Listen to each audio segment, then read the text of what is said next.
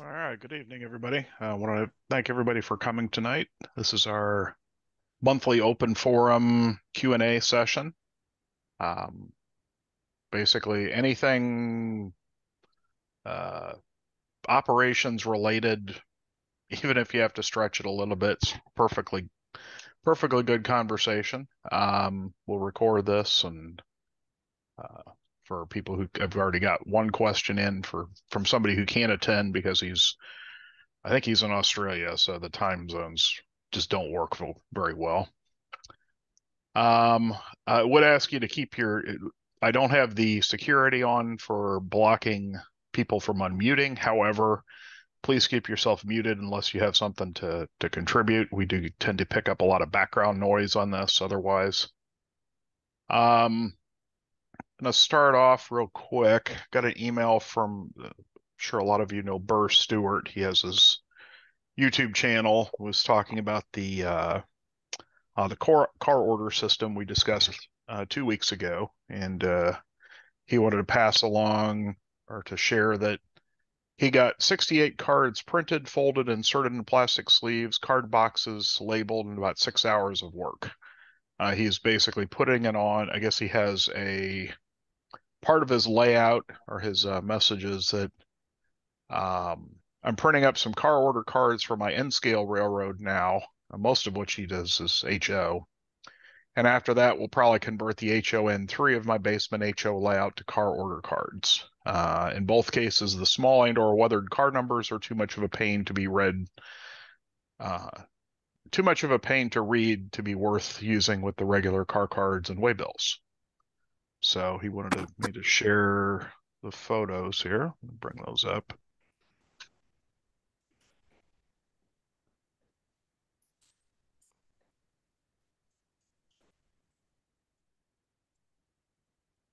So he's got the unfilled orders, 2 boxes here. Then he has 2 industries, apparently a Burlington with set out hold pickup, as well as a Ballard set out hold pickup, and has done the same thing as Seattle, and apparently West Seattle. So, like I said, it's a very easy system to get started. So, all right, let's see. We do have one question that was sent in, so we'll get started with that. All right. So this is from Ken House.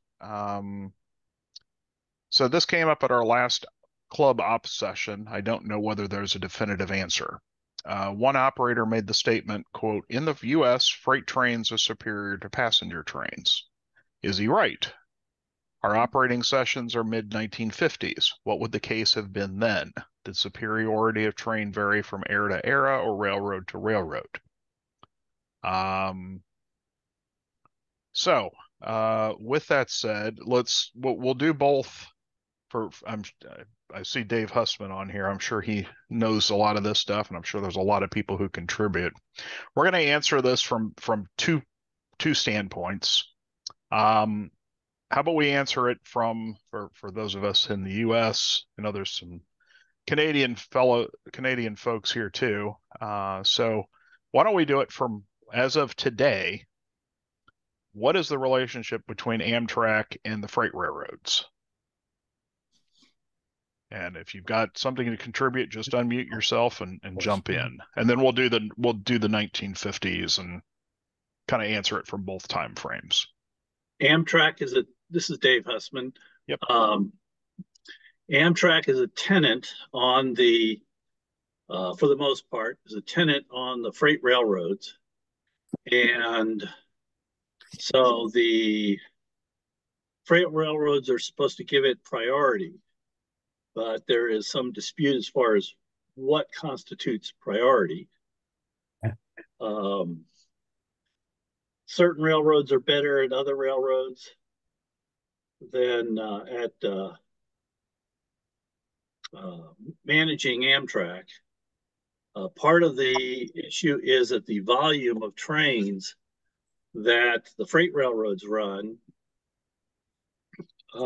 kind of gets in the way of Amtrak and keeps it from performing. And then it also may be part of Amtrak's the way what they use to, as far as how they schedule their trains. Um, they may be expecting something faster than the real railroads can perform. If you look at how the freight railroads handle their own business, it's not. Uh, they have a lot of service failures in their own trains. Sure. Well, that's great, Dave. I know there's a contractual relationship between Amtrak and basically everywhere that they run, and as you said, they have varying success on getting their trains anywhere on time. So, One one uh, of the one of the things that people don't realize is how big of a footprint in the modern era, how big of a footprint a passenger train has on the freight operations, especially if it's single track. We would insert. I had at least three different territories that had Amtrak trains operating over them, and on the single track portions, um, you would start putting trains in sidings anywhere from 75 to 100, over 100 miles ahead of Amtrak to get them out of the way for Amtrak to operate. oof, The yeah, other that's thing that people don't realize is that on a single track railroad, it's not just the opposing trains that have to clear Amtrak. It's the trains in the same direction because Amtrak will overtake them. So in order to minimize delay to Amtrak, you have to put the trains in both directions in sidings. Now with a freight train, you don't have to do that. You can let one freight train go by the other, and you don't have to put both of them in a siding. But with Amtrak, you have to put both trains in both directions on single track because Amtrak's going to be going at 79 and the freight trains are going to be going at 50 or yeah, 60. yeah. But as you said, the freight trains are generally all going, or at least they're going to be going at comparable speeds, so you don't have that as much of a problem. You Now, can not put one in not the that I'm side. saying Yeah, not that I'm saying that the railroads do a perfect job and they don't hose yeah, Amtrak every now and then, yeah, but yeah, it is a yep, challenge. yep. There's this is Carl Bloom. I have a friend that rides Amtrak a lot, and he said one of the problems is the sidings aren't long enough for freight trains any longer. So they're scheduled for the Amtrak to take the sidings, but if Amtrak gets behind schedule, they just say, tough. You have to sit Hmm. in the siding till everybody gets by. That's seems seems like a reasonable explanation too. I mean, it is what it is. There's Well, a sir, comment. There's a comment in the chat about I used Amtrak traveling for work 2006 to 2008, Detroit via Chicago to Ford plants in Kansas City and St. Paul. CSX put Amtrak behind coal drags. Well, yeah. I mean, they have to go ahead. and part of it is the thing is the freight trains are out there, so Hmm. you have to either put them in a siding or else you have to. If there's a freight train ahead, it's where are they going to put the freight train? If you have 10 sidings and 12 trains, six in each direction, Amtrak's going to catch up to somebody. Yeah. All right. Anybody else have anything to throw in on current passenger rules? If not, we'll go back to the 1950s question.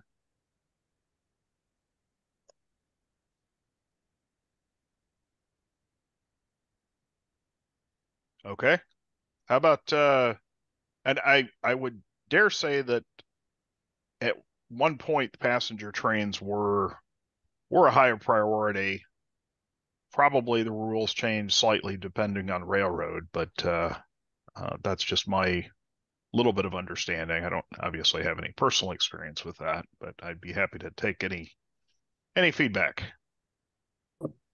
I'll jump in here. The timetable for each specific railroad would give classes of trains, and typically the passenger trains were first, sometimes second class, and there would be a line in there, something about uh, trains have rights by class, not by train. Um, so if you were a freight train and you had a first class coming at you, you had to clear his schedule. Um, that's some of the stuff that goes on with timetable and train order operation. You know, Mm, the passenger train will be way behind, and all the freight's pulling the sidings, and the dispatcher will be crazy writing train orders yep. to let those people go. Yep. Yep. I've been in that situation of having the little local with a express first class train bearing down on it. It's like, get out of the way, get out of the way, get out of the way. Um,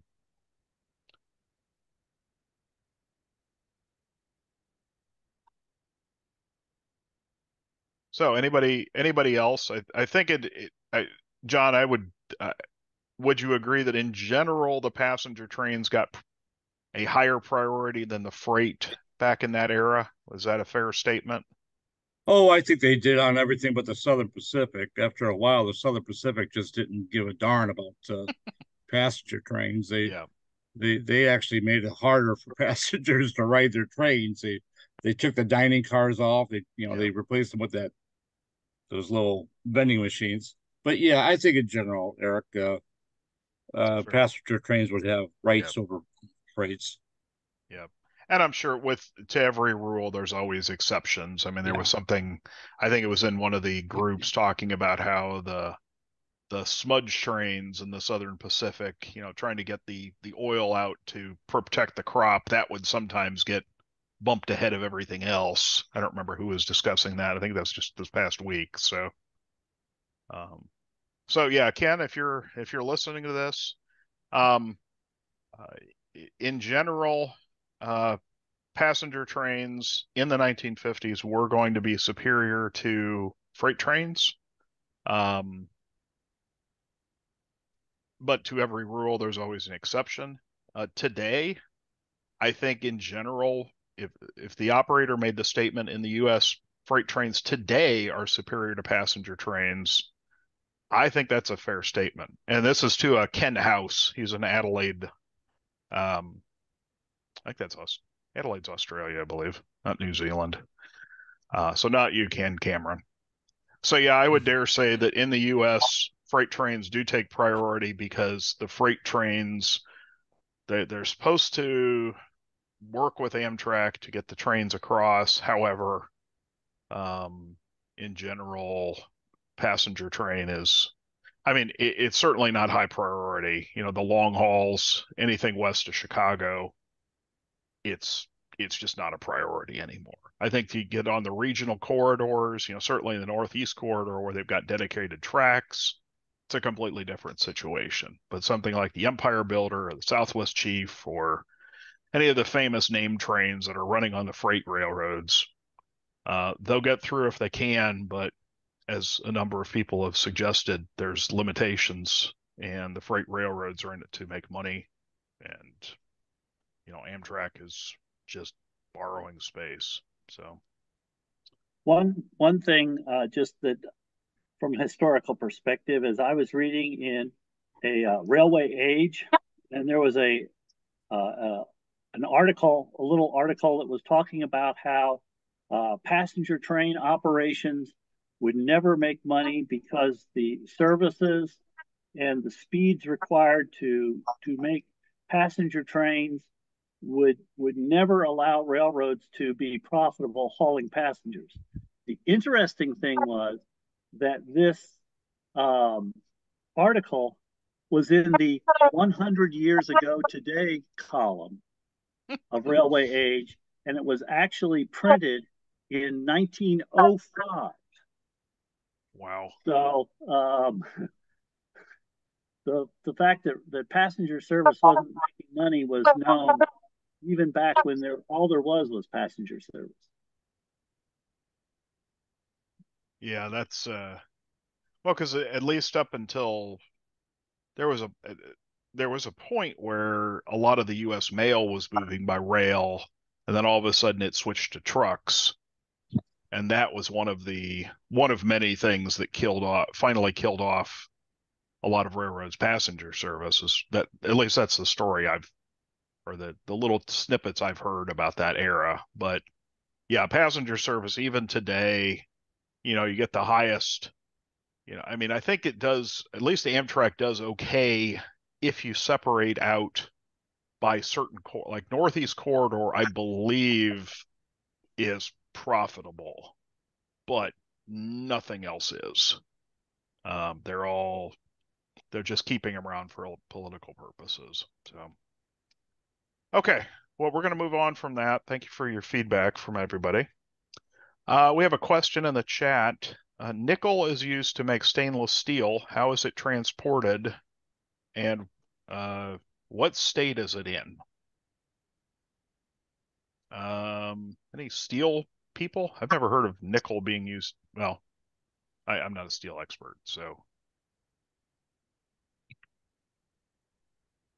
I worked at an aluminum smelter, and they had a lot of alloys there, Okay. and they tended to be pellets. Okay. They just have a big bin of these funny looking pellets. Now, are we mining nickel here in the U.S.? Does that come up in, obviously you've got iron ore up in Minnesota and so on. Is nickel mined here? Nickel's mined in Sudbury, Ontario. Okay. It's nickel capital of the world. They've actually got a giant nickel coin right on the Trans-Canada Highway to let you know. Okay. So then they're kind of doing like what they do with the taconite and pelletizing it and getting it down into the places like Carl was mentioning then. Refining it a little bit. It's usually delivered now in super stacks. Okay. Oh yeah, so like the big, yeah, I know what you're talking about. They have some of those at Corteva for some of the dry stuff. So maybe boxcars or, well, trucks now. I would assume.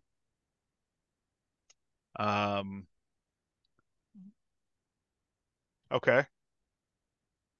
One more thing too is nickel. There's a smelter here in Edmonton. They mine nickel in Cuba. They ship it by boat to Montreal, and then it comes in those super sacks and covered gondolas to Edmonton, and they smelt it here into nickel and cobalt. And then the nickel pellets actually are in, I don't know, 50-pound bags, or whatever, and they look like little briquettes, like barbecue briquettes. Huh. And they ship them out by truck from here, usually, because it's usually not enough for a rail car load going wherever it's going. Okay, so Cuba to Edmonton to wherever Carl was. Yeah, exactly. They can't ship it to the U.S. because of all the Cuban laws going on, right? Well, yeah. Isn't nickel pretty dirty to mine?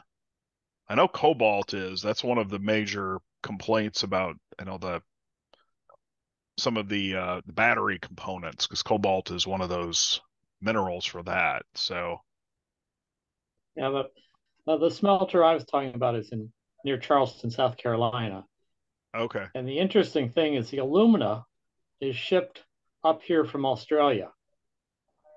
Okay. And they have a dedicated train that takes it from the port out to the smelter. A unit train that comes back and forth about twice a week, I think. Okay. And their electric bill is $750,000 a day.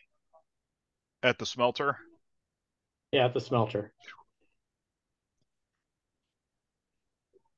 All right. Okay. That's good information. Thank you. Anybody else on that question?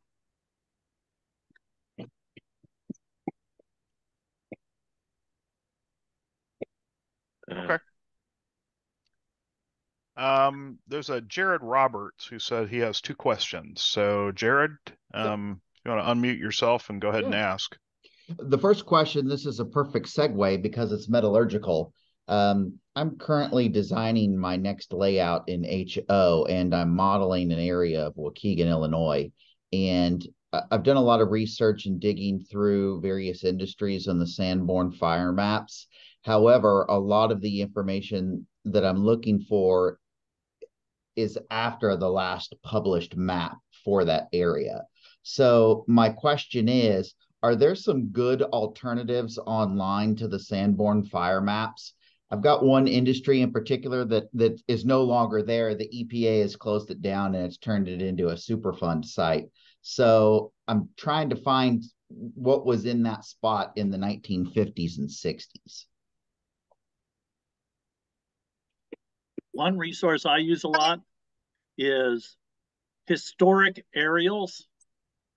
It's a map. It's an application, historicalaerials.com, and you can search by a town, and then it will give you if there are aerial photographs or if there are and there are topo maps. So it'll give you topo maps in the different areas and whatever aerial photography there is. And I found a lot of interesting things by looking at that. The resolution isn't that good, Sure. but you can see where there were industries. You can, a lot of times, you can make out what type of cars are spotted at industries. And there's a lot of different, it's not as detailed as the Sanborn map, but it has some really, if you can find an aerial photograph in your era, it's got some really cool details in it. Okay. If it's good enough resolution. Perfect. I have also found a good companion to Sanborn maps are, as mentioned, topographic maps and also plat maps. Since you're dealing with a Superfund site, if the industry in question was the cause of the Superfund site, EPA's documentation, what's called the facility investigation report, will typically reproduce the old facility diagram and show what was where. I bet the Superfund site is talking about the roof shingle manufacturer used to be up there in the 50s and 60s. Yeah, John's the Mansville. name escapes me now. Probably John's Mansville. Yeah, that was but that's usually a good source, and that's available typically EPA followed by whatever you're looking for, and the state will pop it up out of their database. Okay, that's a couple of other good options. Thank you. You had two questions. Yes. So in an effort to make my switching easier and more efficient when I'm operating on others' layouts, it seems to me like the most natural order for things is always, if I'm doing some local switching to handle my local moves, then work my set outs, and then or work my pulls to make room for the stuff I'm setting out. Is that kind of the general accepted practice, or for kind of everybody everywhere, or is it really just it's wherever you're at and what's the most efficient way to do it? And that's going to vary from layout to layout, etc. But I'm just trying to get more efficient and get things done. I don't want to hold anybody else up. As my lawyer friend is fond of saying, I think it depends. There's always, in general, you've got to make room on the on the tracks to drop anything off, right? So you've got you're probably going to have to do pulls first. However, if you've got a case where you've got a track with, let's say, 3 spots and there's a car sitting there in number 2 that's going to stay there, well, you're going to have to work around it. Right. So that might be something where you have to pull that one out, drop one car, put it back, drop another car. Yeah. It also depends how much room you have to work, right? If you've only got, I've seen some truly evil switching puzzles where you've got room for your engine and one car, and that's it. Where they have intentionally made it difficult. It's like, as I said, it depends, but in general, yeah, you pull the cars, then you take care of any miscellaneous, and then you set out what you need to. Yep. But it also depends on what size area you're switching. Yeah. So if you're doing like an entire city or whatever, you have to think of it on the standpoint of that first customer that you pull the cars out of, and then you're going to pull every other empties, the outbounds out of every other industry in the entire city before you start spotting. Well, that first guy that you pulled the empties out of, he's got to leave his track open. He can't unload anything. He can't load anything for the entire day while you're switching every other industry in the entire city. He's not going to like that. So if it's a big area, you're going to want to spot and pull industries in one part of it, then move to the next part and spot and pull that, and kind of do it in little groups. Maybe one track or one industry or one industry group at a time. Put it into small manageable chunks.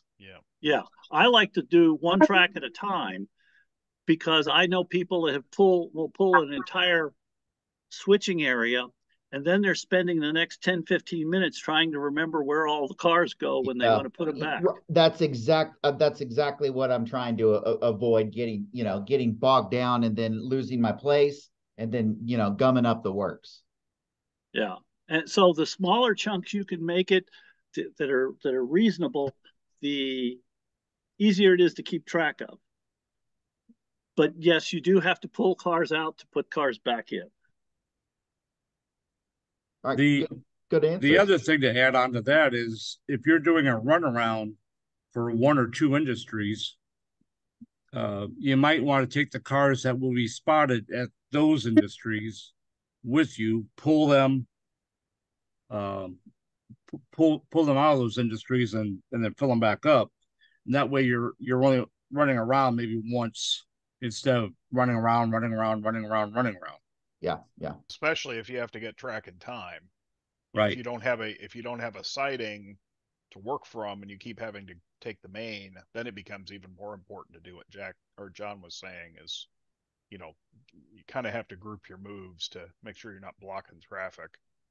If I'm working a spot that I haven't worked before, I'm visiting a layout and it's got spurs in both directions on both sides of the main, I'll actually take and arrange the cars for that area into 4 groups, trailing point on the one side of the main, facing point on one side of the main, trailing point on the other side of the main, facing point on the other side, and just kind of group them. And then I can work all my trailing points on one side of the main, all the trailing points on the other, make one runaround move and then do the other. And it cuts down on a lot of the wasted movement. Yeah. If you have the space to do that. Sometimes you don't. Good answers. Thank you, everybody. I appreciate the input on both of those questions. Thank you very, very much. Absolutely. Thanks for bringing the question.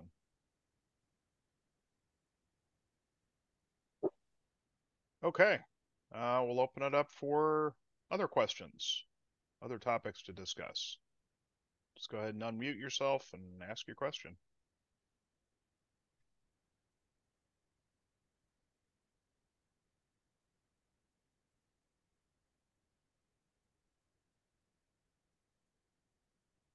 Need a little crickets button.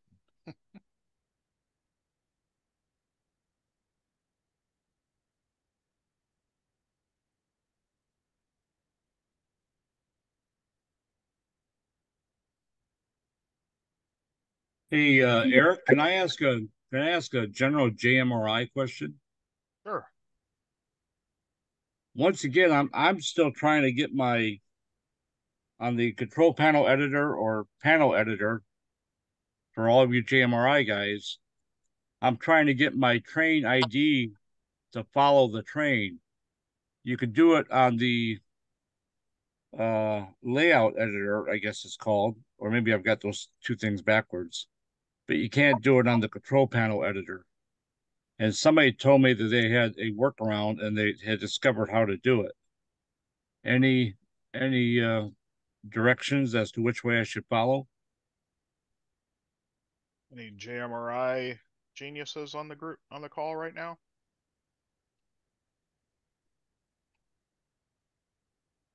Operations only, not panel editor. Okay.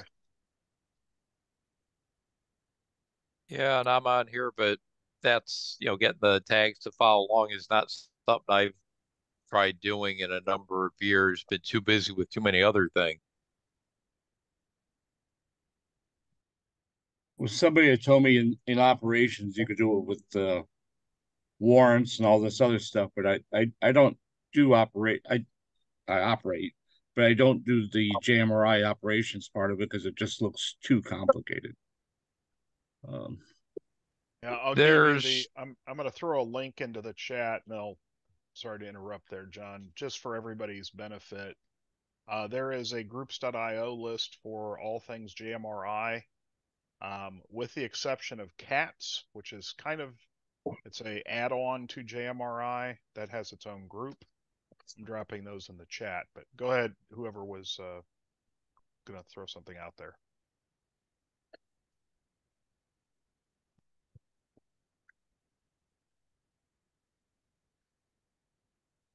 Yeah, I'd have to say JMRI has a number of different ways of doing that basic concept, and they do change quite a bit.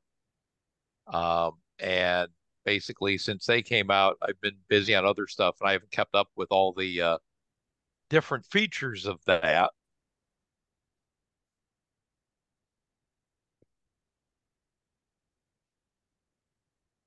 You muted yourself. You muted yourself, Ken.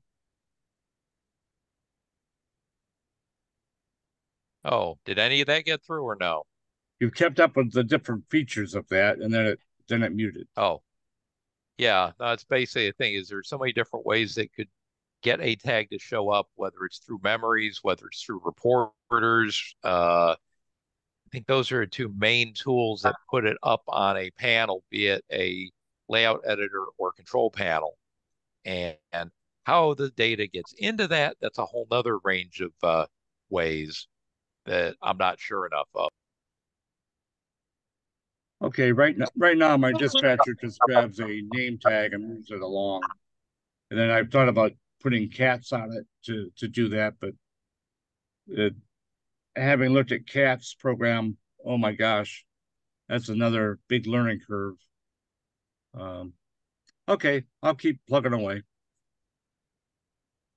I'll second the link that Eric posted for the first one, the groups.io JMRI users. There's a lot of really good information on there and really knowledgeable people, and I find that some of even the developers for JMRI hang out there constantly, and they know the software like the back of their hands. So I'd be shocked if you weren't able to post your question there and not get something back within a day or two. Well, Ken Cameron is in on that group, and go ahead and be shocked because I did ask that question. Oh, and they okay. and they on groups.io, I'm on that too, and they all went, huh? Well, yeah, and all the answers come back with the layout editor, not the panel editor. But I was also led to believe that they're working on it. So I'll wait and see. Yeah, I think the way I'd summarize it is a lot of things are easier with the layout editor because that has all the what is actually next to what on the layout type information. So it can be a little bit more intelligent about, okay, well, this block is because of this sensor, tra la, tra la, and how to pass things along. On the other two editors, there's not that same built-in data. Instead, it's, well, you put a window here that says this is where I'll display this detail, and one over there, and it by itself doesn't know how to get it from A to B. There has to be other stuff that does that. And Ops does have a way to do that as a train advances. But that says then you have to have a way of, like whether using the conductor page to move a train from station to station to station. You dropped out again, Ken. got After station which to, part? you got to station to Yeah. station to station. No, that was an over there. Okay. All right. Thank you. All righty.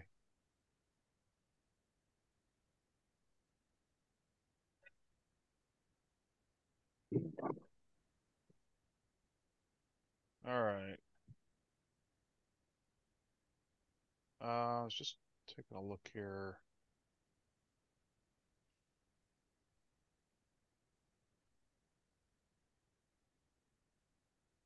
I'll throw a question out here, Yeah, go ahead, unless Dave. you have something. Nope, go Is ahead. do many of you change the operation of your layout as far as how you run your locals and what sequence you run your locals and that type of thing, either to vary the operation just for variance sake, or to try and fine tune things, test running a local. I'm going to run the local first, and then I'm going to run the through freight second, or something, those type of things, and then change it up and run. I'll run the north local first, and then run the south local, and maybe the next session run the south local first, and then the north local. Do people change that up or vary their operation as they go? It's a good question.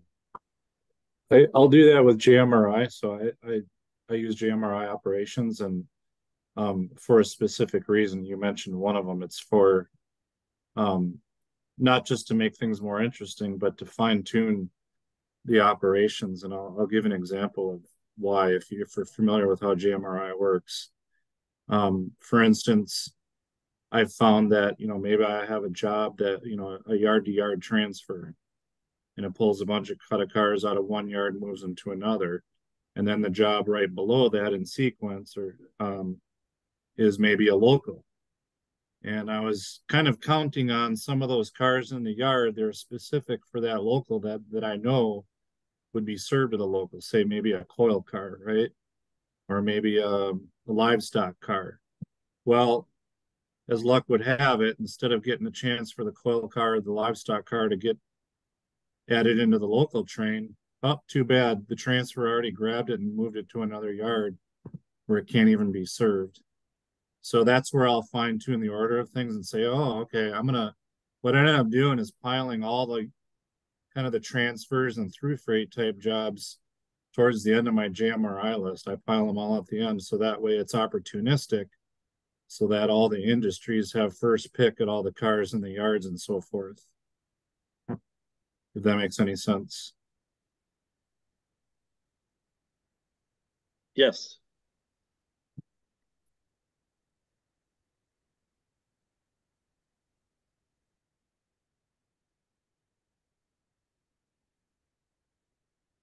Anybody else?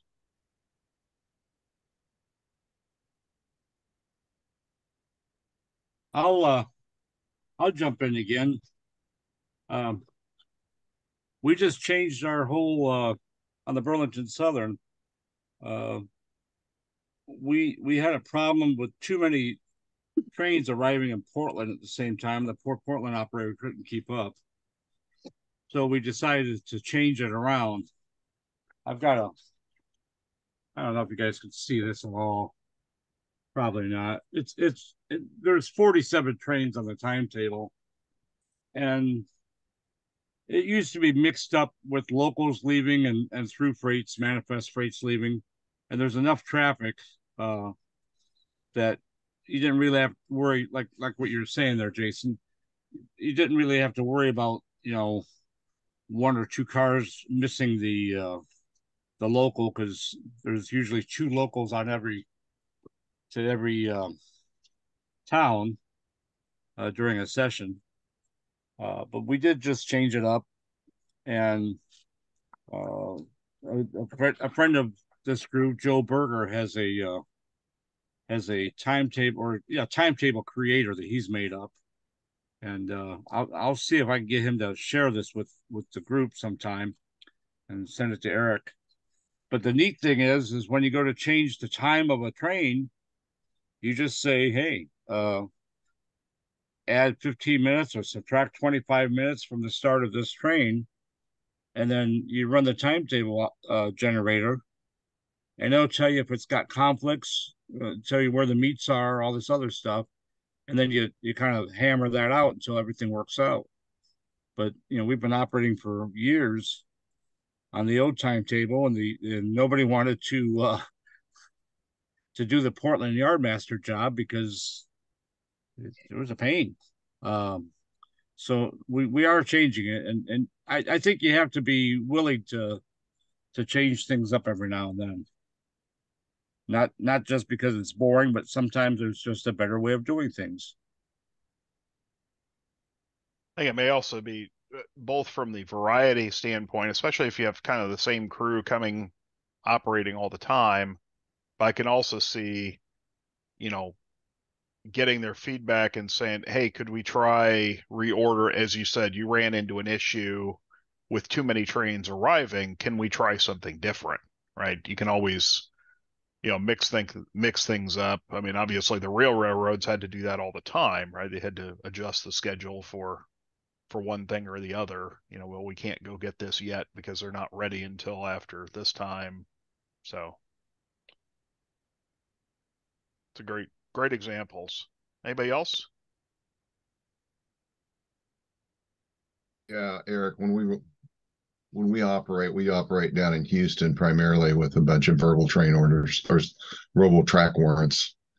And consequently, most of the time when you bring a new railroad on, like some of us have done in the last few years, a lot of time is spent what we call it phasing. I don't know what you care to call it, in regards so that you don't have people sitting there twiddling their thumbs doing nothing while trains go by, waiting for other things. And it gets to be a function of a lot of things. Most of us here use some sort of a switching program. Not everybody, but we use either RailOp or we use JMRI. Consequently, it depends upon what the particular software does in picking what a particular train will do, is how many cars it'll pick. That depends upon what the sidings are at the end of one session going into the next. And so we don't see a lot of people, once you've got a phasing set up, which is we run sequentially in train orders. We don't tend to run, in fact, I don't know, I only know one person down here that runs a fast clock per se. Once the phasing set up, we don't tend to change things that much, because when we make a change, usually it can be sometimes catastrophic in the whole session. And these are people that have done the session or done operations quite a bit. The whole game changes. And this is no reflection. It's just what happens is when people that are not familiar with a railroad, which that happens whenever you have an open operating weekend or something like that, everything changes. And the whole phasing of the railroad can be dramatically impacted. That just makes common sense because you don't know the railroad. So I don't see us doing that much, except some people will add a train or drop a train. And I don't know if that's what you're talking about or not, Dave, but to switch them around and do a dramatic change in order, we may try it as a test. And when we try as a test, then there'll be a debriefing session at the end of the operating session. And it'll be like, okay, did that work? And then you go from there and you adjust. But I'm thinking of guys that have run their same lineup for 10 or 15 years. And they don't tend to change, just specifically because of the problems that can occur. And in a session that normally is set up, ours can take 4 to 4 1/4 if that happens. Okay. Yeah, I think it's probably happens a lot more when you're first like at some point, if I ever get back to building, when I get my peninsula done and actually get what I think is the full set of trains, there is going to be a lot of test and adjust right up front of figuring out, okay, do we need 2 locals here? Do we need 3? Maybe adjust where the cars are coming from. But then at some point it's going to settle in and be, kind of the regular session. but yeah, I can definitely see that, needing to test it. I think it could certainly come up, to adjust for an issue that you've seen over several sessions. Um, so, well, we run into go ahead. Yeah, we run into situations like my railroad's primarily based as operating two major areas that's fed by either staging or fed by a local industrial area. One is the passenger station, which is Kansas City Union Station, which is fed by staging, and the other is a big freight yard. And we found a lot of conflicts that would occur when we were trying to get a freight train from the industrial, a local, basically a in-town local coming from the industrial section over to the freight yard, which would then feed back, because we'd have even though I have two long 8E tracks, we could end up where you couldn't get the local in. So we ended up cutting back on the number of the length of the locals and putting more locals in so you could get more trains into the freight yard, so the freight yard master could operate. Otherwise, he'd be sitting there trying to pick 20-car trains apart with another 20-car, 25-car through train that was coming from staging and going, I can't deal with this. And he basically, it's easier to deal with two 10-car trains instead of 120 than Yep, exactly. Well, see, that's all part of the testing you're talking about. Yeah, I have operated over about 20. Well, actually, if you count my other version of this layout, it's probably been about 30 operating sessions, and I make some sort of I'll consider significant change about every 4 or 5 sessions, just because of tweaks and that. I used to have plus, and I'm also thinking of making some more just as I find out more about how the prototype actually operated. I found if you follow the prototype track plan as close as you can, you start to find out why they did things the way they did them. And so, like originally, I had 2 guys working the industries in the job. One kind of worked one end and one did the other. And so, what I ended up found out was the aisles were too congested with that. And then, as I've added different switching areas and different locals to it, I've had to adjust the when the locals run and how often the locals run. In my last for OS Omaha, for the last operating weekend, I had a person cancel out. So I had to change the operation basically to accommodate one fewer person.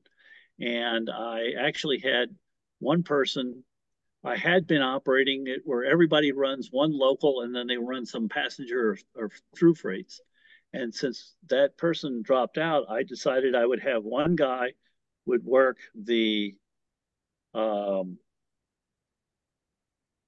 primarily the 2 branch line locals. So he would be the branch line guy, and then the other guy would operate the main line local, and then any mainline trains that we could run. So that actually worked out pretty well. So I may try and change that to make that more the standard operating procedure. And there's also another variation of this that I can do where I would have the one job run all the locals and the passenger trains on one session, and then run all the freight trains on the night session. So I would run all the freight trains to distribute the cars on the night session, and then in the daylight session, all the trains would do would be go out and work industries, which actually is pretty close to what the real railroad did. So I just wondered if that was something that was common, was people changing around things, or everybody was pretty much steady state. And I may be in the exploration stage, so I may be in that phase while everybody else is in we've already done that, now we know what works phase. Ken, you got your virtual hand up. Go ahead. Okay, one of the things I wanted to mention was that on one local layout through James's layout, initially when we were starting to get things shaken in on the op session, we found that we're basically chasing problems. We would have a session, oh, it jammed up around this part of the schedule. Okay, so we'd make a change on that. Well, then we jammed up somewhere else. And then we started realizing, let's step back a bit. Let's look at what jammed up or why did it jam up this particular time at, type thing. And we found that unless it was repeating between different groups of operators, we tended to leave it because now we don't make too many changes. And one session will have it jams up at like about 10 o'clock in the session. Another time it jams up about 1 o'clock. And it just seems to fluidly move through the sessions. Uh, depends on the operators who was a little faster on this job or slower on that job, and you might get a bottleneck pop up in the middle. Yeah, I think with any of those experiments, just like anything, you got to have more than one session, right? You got to get out of that initial attempt and say, okay, let's try this, as you said, not with just one group, but let's try this for 3 or 4 weeks or 3 or 4 sessions in a row. Does it always jam up here? If it always jams up and it's something where it's like, it's not a fun jam up, right? There's some things that you're kind of designing in a little bit of congestion. You could do the whole railroad as double track and never have congestion. Or like in my case, I'm intentionally doing like the entire peninsula will be single track with sidings because I do want something more interesting. So, yeah, I think what you're saying is, to let it run its course. I think the other thing I know at least a couple people said is getting feedback, asking for feedback from your operators, especially if you're looking, like with surveys, right? Surveys are written to confirm an opinion, right? If you get corporate surveys or things like that, there's a reason they're sending the survey. They want to answer a particular question. And I think if you're not getting feedback from your operators, and make sure they're aware that it's perfectly fine to say, hey, I don't think this worked well, or hey, I really like the way this worked here. To let them be honest and realize that if they're honest, they're not going to get kicked out and never get to come back. Because I think sometimes people are afraid to give honest feedback because they don't want to get uninvited. So I think that's important for, either a single session event or especially for a big group, a big regional event. If you've got a railroad that just doesn't work right and you don't know that as the host, well, if you're not getting feedback, you're not going to know it. And more people are going to have that misery of that particular layout. So feedback is good. One thing that I have noticed is that, and this ties back into the earlier question about how you switch industries, and that is that I have a yard, and the yard is at the terminal of the layout, and it serves the Wilmington, Delaware area. So there's a job that goes out and services all the industries at about 3 or 4 little different switching areas around there. And so in the meantime, there's also were through freight operations, so where there would be through freights that occasionally coming into the yard. And the guy that was running the yard was complaining about the fact how the yard was jammed up because these trains were coming in with cars for the terminal, but he didn't have a place to put them. And what I found is that the switch engines were going out and pulling all the industries before they spotted any industries. So what you ended up with is you had all of the outbound cars in the yard, all of the inbound cars trying to get into the yard, and the next session's spotters trying to get into the yard because they hadn't actually taken anything out of the yard to go spot it. And so that was why I was, it was an interesting question earlier about how do you switch the terminals. Now, did you change in that particular case? Did you change anything? Did you give instructions to the or suggestions to the operators to say, hey, you might want to try this? Well, I did mention that, yeah, well, if I asked them what was in the outbound track and they said, oh, well, it was all the cars, I said, well, you have to spot things in order to make a hold for the stuff to come back in. But so gave a little guidance to the crews yeah, and that's something that I may have to in the instructions is tell people to work each industrial area in turn, or work a specific area at a specific time in a specific order, just to kind of enforce that. Yeah. Yeah. Okay. Carl, you've got your virtual hand up. Go ahead.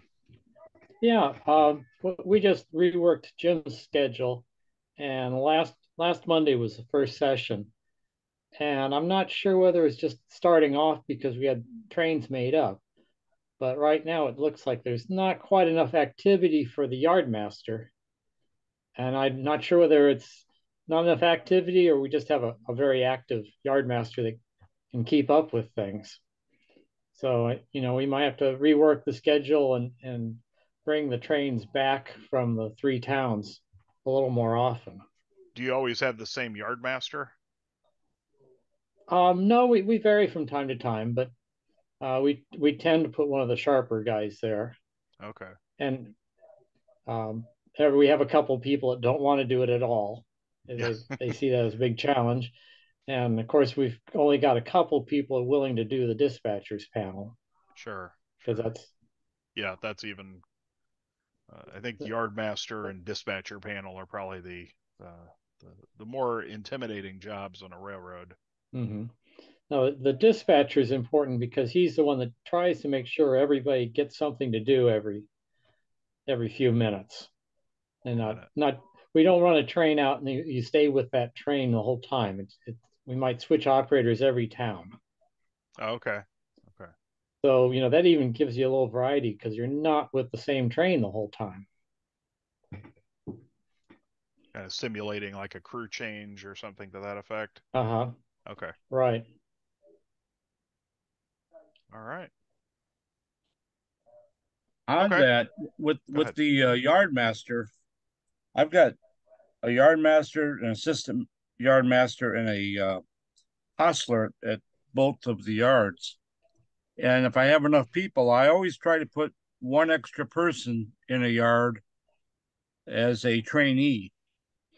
And that helps that way in case somebody doesn't show up, you've got more people qualified to run that yard. And I think that's something a lot of railroads don't do, and it's like especially when you start dealing. And again, I'm not criticizing, but when it's seniority and it's the same people running the same job every single time, okay, well then so and so isn't here. Well, shoot, nobody knows how to do that job except the superintendent / owner.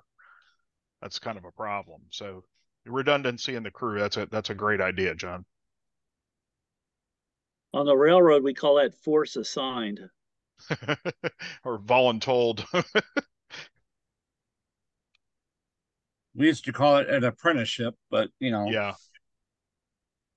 But yeah, I think that's also if you've got having the assistant, working as the primary with the backup is great for the invitational type events where I've never run on your railroad before, but I've worked yards before, so I think I'm comfortable taking it over. Well, it'd be good to have somebody there to kind of back you up to say, you're missing something that's really important that's going to cause that backup, that 10 o'clock backup that you discussed. I've had people come in and say that, oh, I know everything about running a yard, and they don't. Yeah, I've been on one of those sessions too, where the yard was essentially the choke point for both ends of the railroad. Yeah. They thought they knew everything. They wouldn't take anybody's advice. And so we ended up sitting around eating cookies for an hour, waiting for them to clear up the mess to let all those trains, sort of needed a little railroad Drano in the yard. So I gotta have you take a little run up Highway 13 sometime, Eric. That's it wasn't one nice thing yours, about John. having It was one up. It was one up in Wisconsin. I'm not. This was not yours. So, but Dave, go ahead. I say that's one nice thing about having an operating weekend, because you basically have, 20 sessions where everybody on every layout is operating it for more or less their first time. So you have to have documentation, and you have to have explanations and that in order to, so that pretty much anybody can step in and do whatever job that you've got. Yep. The one of the terms I've heard for that is called tribal knowledge. It's when that guy who's been at the job for 20 years suddenly leaves and nobody knows how to do what he or she knew how to do. Yeah, they took all the tribal knowledge with them. So that's definitely something where you want to mix the crews up, because that one person has learned how to do that job best and has gotten used to not having that documentation available. So again, comes down to the feedback to say, you might have explained this to me better. Like, oh, I never thought of that. So one thing I have found is when you have a group over for OPSIG or whatever, the visitors tend to pay more attention to you and the instructions than your normal crew. Your normal crew says, "Oh, I know everything about this," and they don't. They're running it the way you intended instead of the way they're used to it. Yeah, the new guys are. Yeah. Yep. Yeah. Carl here. Another thing we added to Jim's schedule is a passenger train, and it just stays made up, and it goes from one holding track to the other holding track to a storage track, and it doesn't take up a lot of yard time to make up and break up a passenger train, but it does give the operators in the town something to look out for when it comes. They have to clear up and let the passenger train through.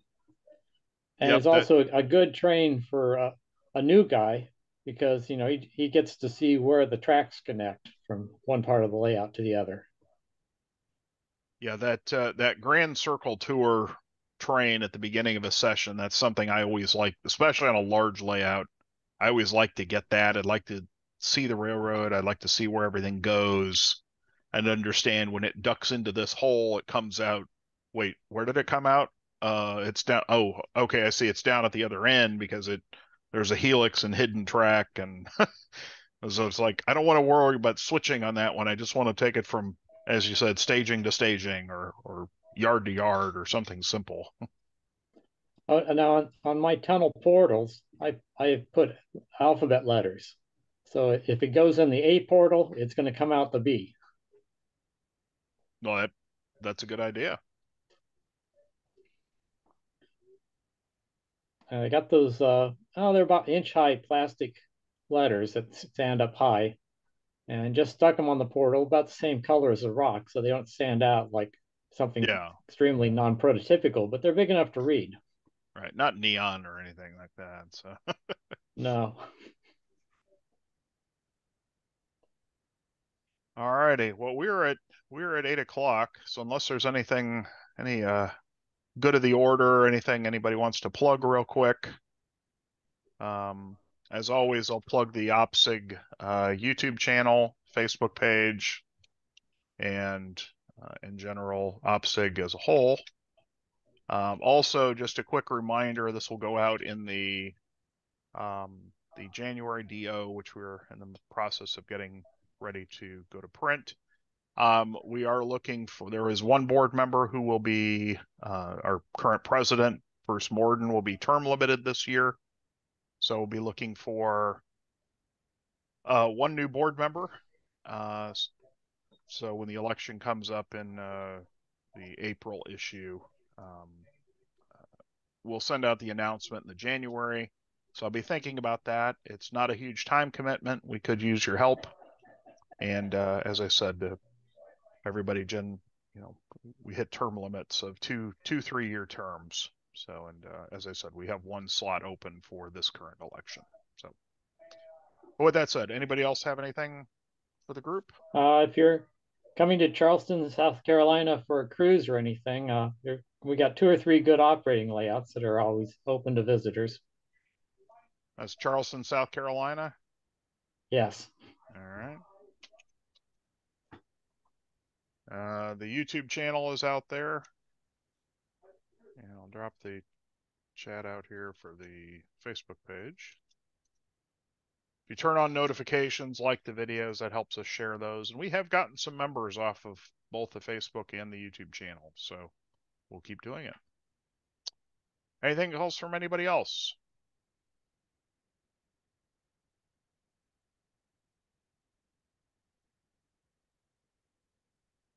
All righty. Well, I want to thank you all for coming. This will be the last open forum for the year because the one next month would fall on the 24th, and as that's Christmas Eve, we won't be hosting it that day, and we don't really have time to cram another one in for the month. We do have a virtual meetup on December 10th. George Sinos will be presenting his railroad and some of the operations he does there. So that's it for me. Thanks for attending, and everybody have a good evening. Thanks, Eric. Take care.